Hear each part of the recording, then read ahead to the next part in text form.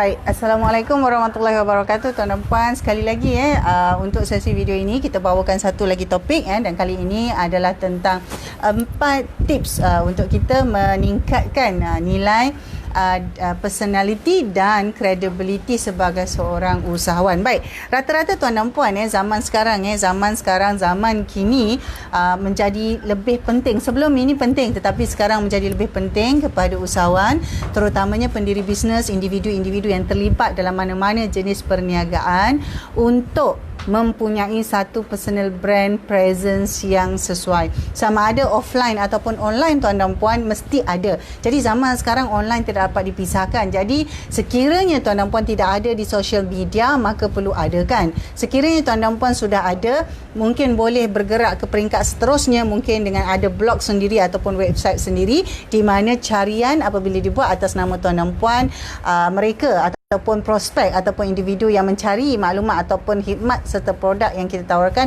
dapat menemui maklumat itu secara atas talian iaitu secara online. Baik, jadi ada beberapa perkara penting yang kita boleh letakkan ataupun kita letakkan dalam senarai. Apakah perkara-perkara yang perlu kita lakukan untuk meningkatkan credibility ataupun meningkatkan secara langsung dia meningkatkan kita punya personal position and personal brand tu tadi. Ada banyak cara tetapi saya bawakan 4 ini yang mana saya yakin ia memang sudah ada dalam senarai tuan dan puan tetapi perlu dilihat yang mana satu perlu diberikan lebih tumpuan. Baik, pertama sekali tentang menjadi ahli kepada badan-badan ataupun persatuan-persatuan berbentuk profesional. Jadi sekiranya tuan dan puan contoh katakanlah tuan dan puan seorang accountant. Jadi sudah pasti tuan dan puan ada satu badan ataupun satu organisasi wajib yang mesti disertai, sebagai contoh mungkin MIA contoh.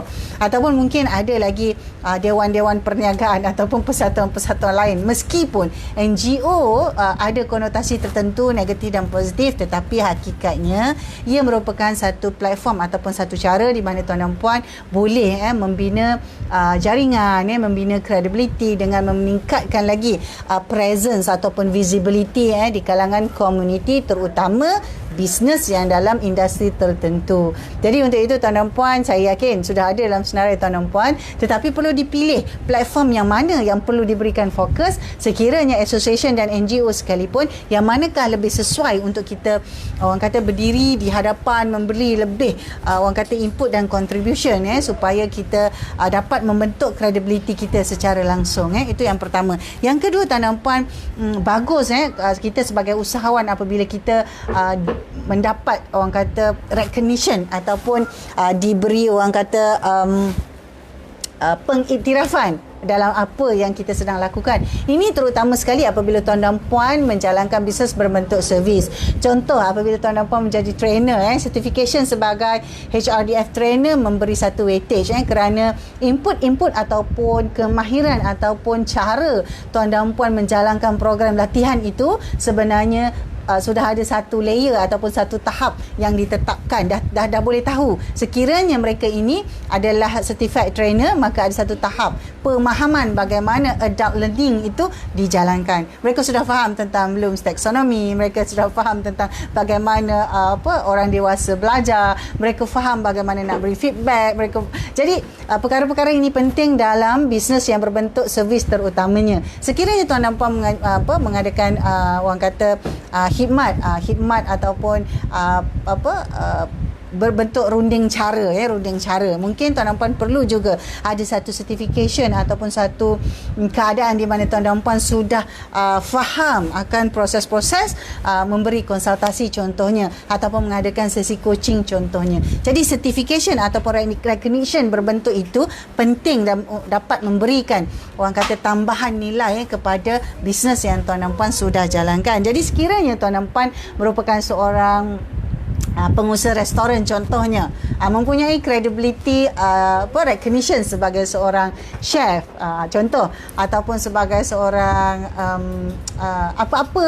position ataupun apa-apa recognition yang sesuai dengan industri yang tuan dan puan ada sekarang adalah satu nilai tambah kepada apa yang tuan dan puan lakukan sekarang. Okey, itu yang kedua. Yang ketiga tuan dan puan kita juga sudah ada satu jadual ataupun ada sudah satu perancangan pada setiap tahun, pada setiap bulan, apakah jenis seminar dan conference yang akan kita hadiri. Mungkin dalam setahun tuan dan puan menyenaraikan 3 atau 4 conference yang besar, ataupun mungkin 2 seminar yang kecil. Jadi tuan dan puan, semua ini perlu dirancang. Jadi perlu dirancang satu berapa bilangannya, tetapi kita juga perlu alert ataupun kita kata kita mencari platform-platform yang ada memaparkan ataupun orang kata mengiklankan conference ataupun menjalankan conference dan seminar yang sesuai kepada industri dan juga bisnes yang kita jalankan. Jadi kalau katalah kita menjalankan orang kata bisnes sebagai seorang HR specialist, kita menjadi konsultan HR, maka dalam setahun mungkin kita akan ada conference berkenaan HR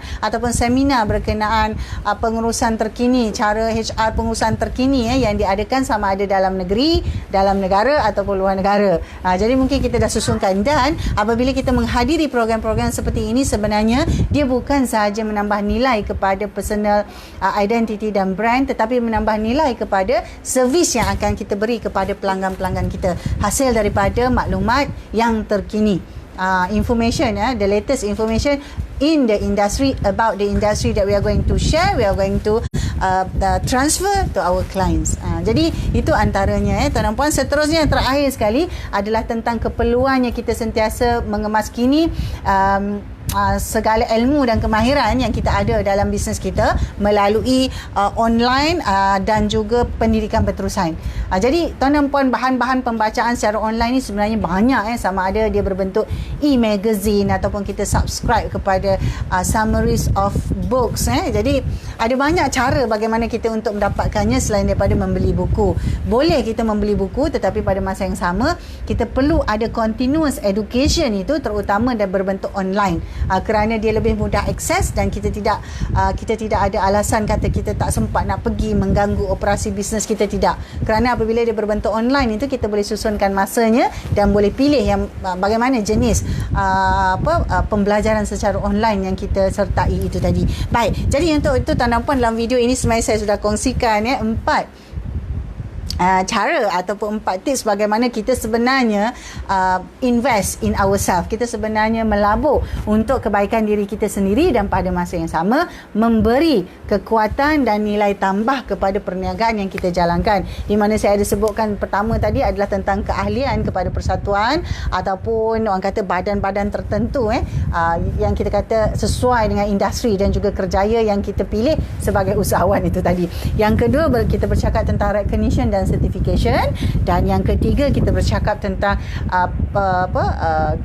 penyertaan kita dalam seminar dan conference, dan yang keempat adalah tentang continuous education, termasuk online education. Jadi untuk itu tuan dan puan, saya yakin bahawa semua ini, 4 perkara ini ada dalam senarai perancangan tuan dan puan dalam kategori professional and personal growth and development sebagai usahawan, dan berikan tumpuan pada mana-mana bahagian yang mungkin tuan dan puan perlu letakkan preference. Yang mana satu yang tuan akan letakkan preference, yang mana yang nak letak lebih, sebab ada 4 mungkin ada sesuatu mungkin tuan dan puan nak pilih 1 saja atau 2 atau 3, tetapi online and continuous education adalah salah satu perkara yang penting yang perlu ada dalam senarai kita. Baik, jadi untuk itu tuan dan puan, tinggalkan thumbs up. Saya ucapkan terima kasih kerana menonton video ini, dan boleh terus ikuti video-video yang lain di channel YouTube Nur Aminah Omar dan juga di Facebook page Nur Aminah Omar. Tuan dan puan boleh terus juga melawat www.nuraminaomar.com untuk mendapatkan lagi banyak artikel-artikel serta bahan bacaan tambahan